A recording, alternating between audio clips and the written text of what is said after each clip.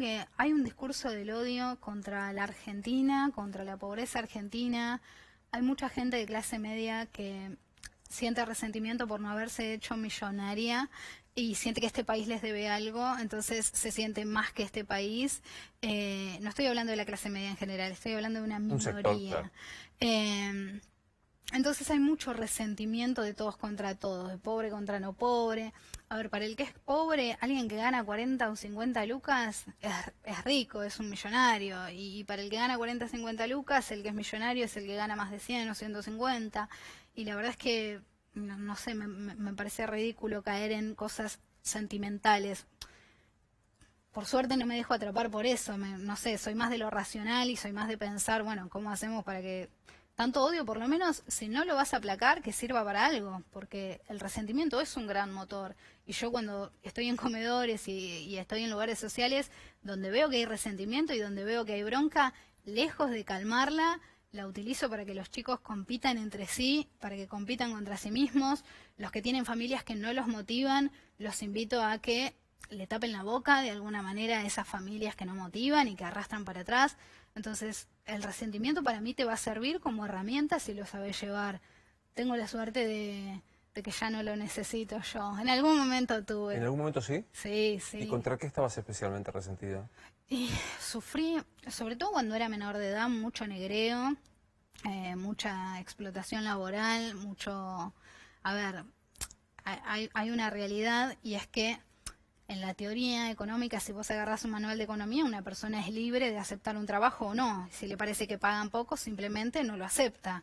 Ahora, cuando vos no tenés para comer y cuando vos tenés que pagar el alquiler o cuando tu hijo tiene que comer, la realidad es que vos aceptás lo que haya. Y existen muchas personas que se aprovechan de esa situación. Por lo tanto, para muchas de esas personas es conveniente que exista gente en la miseria. Porque mientras vos tengas un cierto caudal de gente en la miseria, vas a poder pagar lo que vos quieras pagar. Porque esas personas van a trabajar por lo que sea, porque el estómago te corre y no sabe de derechos laborales ni de empoderamiento, digamos, en términos De discusión académica, legislativos y claro. todo eso. A ver, tenés que morfar, te ofrecen algo. Eso que genera un círculo de inestabilidad. ¿Por qué? Porque te explotan acá un tiempo y decís, bueno, aguanto un mes hasta que cobro. Después agarras otro laburo que es por día. Después, lo que hablábamos hoy, de que económicamente el pobre nunca puede crecer porque tampoco nunca accede al crédito, nunca accede a compras grandes. Entonces, todo se vuelve un círculo que apenas te sirve para sobrevivir en la pobreza. Ninguna de las herramientas, o muy pocas de las herramientas, te sirven para decir, bueno, este capital me va a servir para salir de acá. ¿Tu hijo pasó hambre?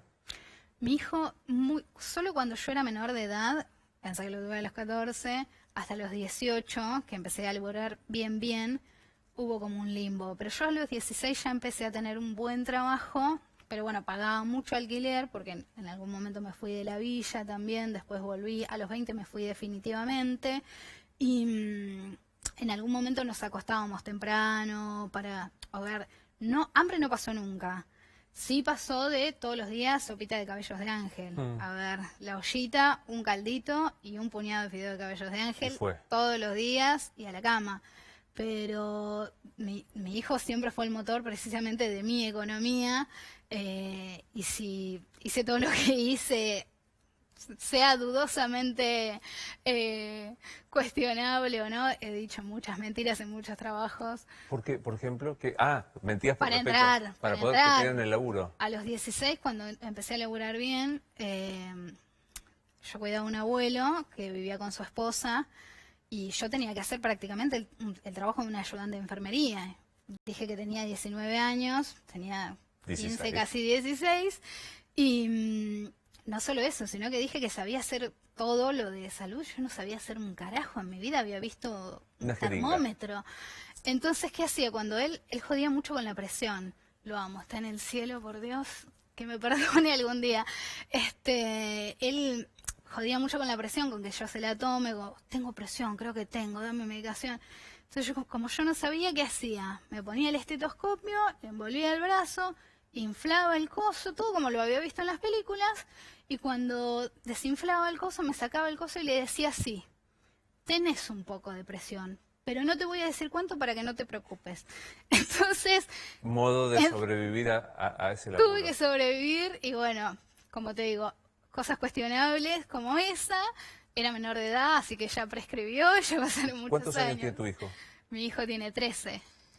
Y hoy, cuando te ve, te escucha, contás esta historia, ¿qué te dice?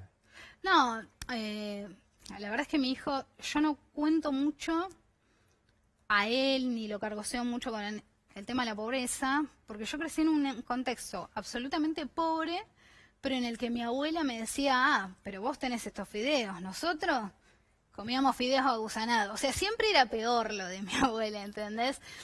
De alguna manera me lo hacía para transmitirme que pobreza era la de antes o que había pasado tiempos peores, pero para mí lo único que generás en el chico es un sentir, bueno, ¿y qué tengo que hacer? Agradecerte por esto que me estás dando. O sea, no quiero generar en mi hijo ningún tipo de resentimiento ni de sobreagradecimiento por lo que tiene. Quiero que sea un pibe normal, con una vida normal, y creo que lo estoy logrando, así que no le hablo mucho de eso.